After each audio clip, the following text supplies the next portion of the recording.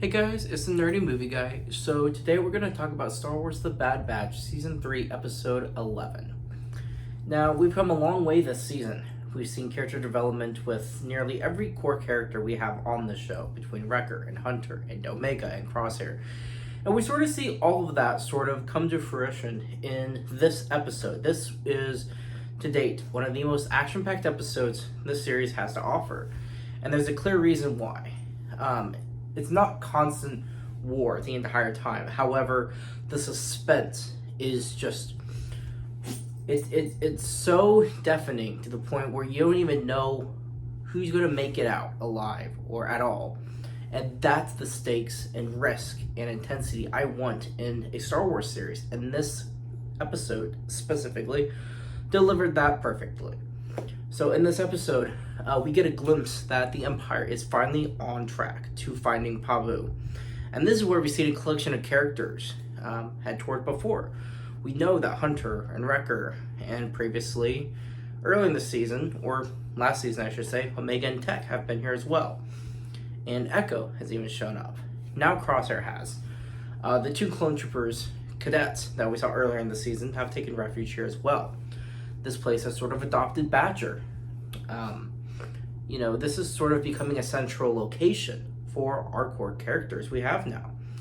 But it looks like the Empire is going to be attacking this place, and that is exactly what happens in this episode. And it's just a shame, because even though it's great for storytelling and it's exciting to watch, it was just one of those places that would have been nice to have sort of this refuge for our characters.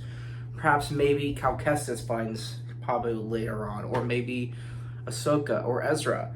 This could have been a really neat haven if no one had found it. However, the Empire does. And I think that's the point, is to take something so, sacred to the core character, something that's, somewhere in something that our characters can believe in. And it's just taken all away. This episode, the Empire just absolutely decimates the city. I mean, they're just invading everyone and everything on Pabu. And this happens in a series of step-by-step elimination between the members of the Batch. And that's the thing that's just hard to watch, because it's happening one by one. Is first we get to see the destruction of the Marauder. We've seen this ship for 3 seasons now, and it kind of goes along with the trend with Mando, whereas he lost the Razor Crest. So eventually it was time for a new ship. So even though the Batch has now lost the Marauder, I'm hoping maybe Hunter will get another ship in the future. Maybe one that's really, really cool. Who knows? There's all kinds of possibilities. There's hundreds of ships in Star Wars. There's really unlimited amount of options Hunter could have. Excuse me. So in this episode, the next thing that happens is not only do we see the destruction of the Marauder, is Wrecker is hit pretty severely as well. And so we don't know if he's going to make it out or not. Wrecker sort of is one of those complicated characters, because if you watch his first episodes in the Clone Wars, he's nearly annoying. He's almost this annoying character. And it's taken us now 3 seasons to see his character evolve and mature to the point where he's just this likable character where you don't really want anything to happen to him. We've seen him grow as a character. And so now we're fearing for Wrecker's life, because we don't know what's going to happen with him. We assume he'll survive, but we don't know if he's going to have, if his brain damage may be different, maybe he'll act different. We don't know how long he'll be out. In a coma for the next couple episodes. He could wake up after the finale in some next project. I mean, we don't know. So it's just sort of really concerning to see. And as I said, this is elimination one by one.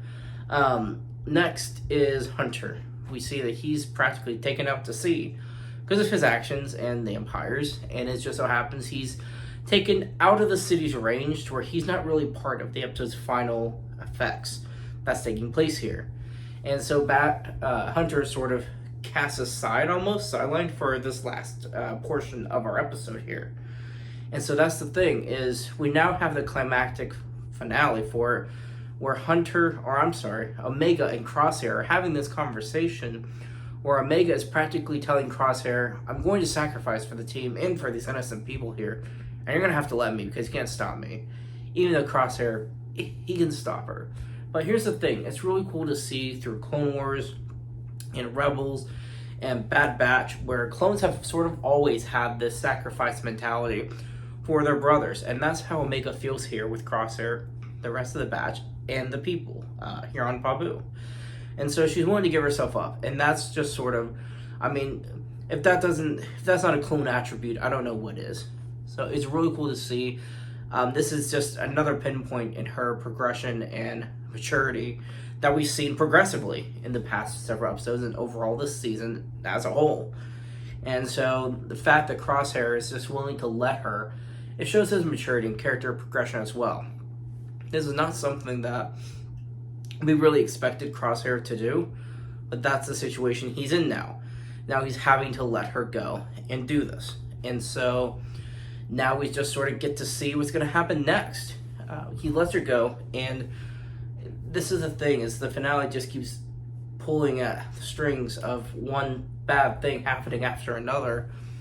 Is he's going to try to take the shot. Crosshair is going to take one last shot to land a tracker on the ship, and he misses, presumably because of his hands. I mean, that's the whole point of the season, is this is what all those moments with his shaky hands has sort of led to. This moment right here where he needed not to miss, but he did. And so I'm sure he's going to beat himself up about it. We don't know if Hunter's going to be pissed. We don't know if he's going to, understand Crosshair's not 100% right now, really. So it's just going to be really cool to see what happens in the next few episodes and ultimately the finale. It's really saddening to see Omega have to go back to Tantus, especially after seeing what they're doing to children. And so overall, it's just not looking good for our main characters. The Bad Batch is now tasked with fighting Tantus all over again, which is really where they started in the beginning of the season. They just thought they wouldn't have to, and now they're having to again.